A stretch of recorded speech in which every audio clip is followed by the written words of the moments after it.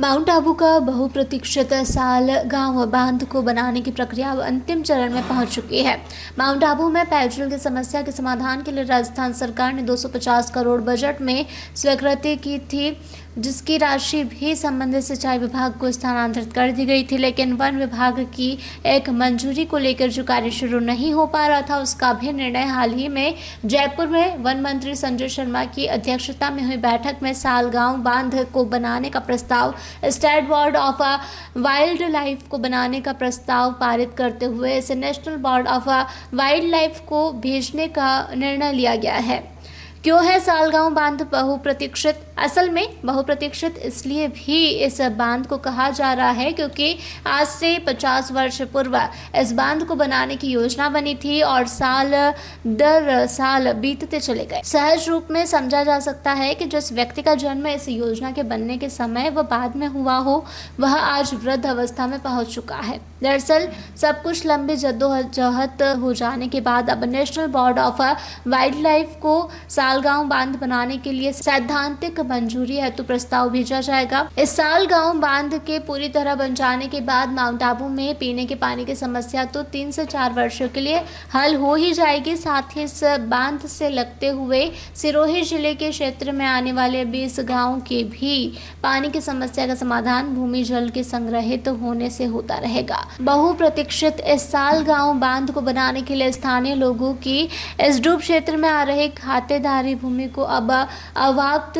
करने की प्रक्रिया भी प्रारंभ हो चुकी है, जिसमें स्थानीय लोगों खातेदारी, कृषि व अन्य जमीन की आपत्तियों व दावों की जन सुनवाई आज उपखंड अधिकारी डॉक्टर अंशु प्रिया व सिंचाई विभाग के सहायक अभियंता मनीष शर्मा ने सभी लोगों की तमाम अपील व दावों को विस्तार से सुना व लोगों की डूब क्षेत्र में अवक्त की जा रही जमीनों के बदले 3-4 गुना मुआवजा राशि सहित आवास, रोजगार, अन्य स्थान पर पुनर्वासित करने की संपूर्ण जानकारियां स्थानीय ग्रामीणों को दी गई। राजस्थान सरकार ने जिस प्रकार से सालगांव परियोजना को घोषित कर रखा है और कहीं न कहीं अब प्रशासन एक्शन मोड में है कि कहीं न कहीं जो है इस योजना को तुरंत प्रारंभ किया जाना चाहिए कि माउंट आबू की पेयजल समस्या का समाधान हो सके।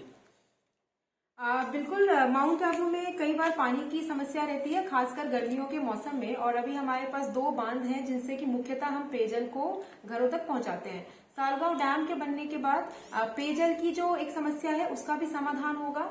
उसके अलावा मोस्टली इको टूरिज्म को बहुत बढ़ावा मिलेगा। जैसे कि हमारे माउंट में नक्की लेक है, उसी प्रकार से हम चाहते हैं कि आने वाले कुछ सालों में सालगांव डैम एक ऐसा प्रोजेक्ट बन के उभरे जो कि इको टूरिज्म की दृष्टि से रोजगार भी प्रोवाइड करे, सस्टेनेबिलिटी को भी प्रोजेक्ट करे और माउंट आबू की सुंदरता को भी दिखाए। स्मार्ट सिटी घोषित किया गया राजस्थान सरकार द्वारा, क्या पहल है प्रशासन की कि कहीं न कहीं इसको तुरंत ही गति दी जाए? अभी की जो बजट घोषणा है उसमें माउंट आबू को एक clean and green eco city के रूप में डेवलप करने का प्रावधान आया है और मुझे लगता है ये एक बहुत ही गेम चेंजिंग बजट घोषणा है माउंट आबू के लिए। अभी फिलहाल नगर पालिका के स्तर से इस पे एक डीपीआर बनाई जा रही है और ये डीपीआर आने वाले 10 दिनों में प्रस्तुत की जाएगी। हम चाहते हैं कि इस डीपीआर के अंदर हम चौराहों का सौंदर्यीकरण, जो यहाँ के डिफरेंट गार्डन्स हैं, वाटिकाएं हैं, उसका सौंदर्यीकरण लें। साथ ही साथ हमारा फोकस रहेगा waste to wealth and sustainability पे। फॉर एग्जांपल, आप कैसे डीजल और पेट्रोल से चलने वाली गाड़ियों को कम करके ई व्हीकल्स की मदद से पर्यटकों को उनके गंतव्य स्थान पे पहुंचा सकते हैं। और साथ ही साथ जन भागीदारी, तो एक सैनिटेशन ड्राइव भी चलाया जा रहा है माउंट आबू में, जिसमें नगर पालिका के साथ माउंट आबू के खुद के लोग जुड़ेंगे और जुड़ने के पश्चात वो अपने शहर को स्वच्छ और स्वस्थ रखेंगे। Thank you madam. Mount Abu से अनिल एरन की रिपोर्ट।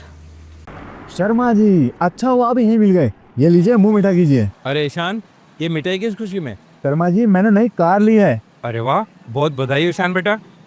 लोन से ली होगी। क्या बात है ईशान भैया, नया घर भी बना लिया, नई गाड़ी भी ले ली, कहीं लॉटरी वॉटरी तो नहीं लगी है? हाँ भाई, कोई लॉटरी लगी है क्या? अरे नहीं, ये तो बाप जी ऐसे ब्लॉक्स का कमाल है। बाप जी ब्लॉक्स? वो कैसे?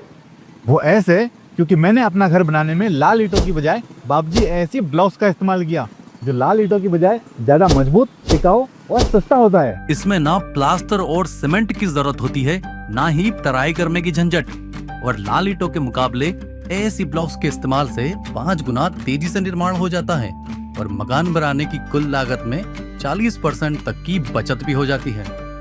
तो बाकी बचे हुए पैसों से मैंने नई कार ले ली, तो हुआ ना डबल फायदा। भैया कहाँ मिलेगा बाबजी एसी ब्लॉक? अब आप भी बनाए अपने सपनों का घर बाबजी एसी ब्लॉक्स के साथ। बाबजी एसी ब्लॉक्स, स्टील से मजबूती।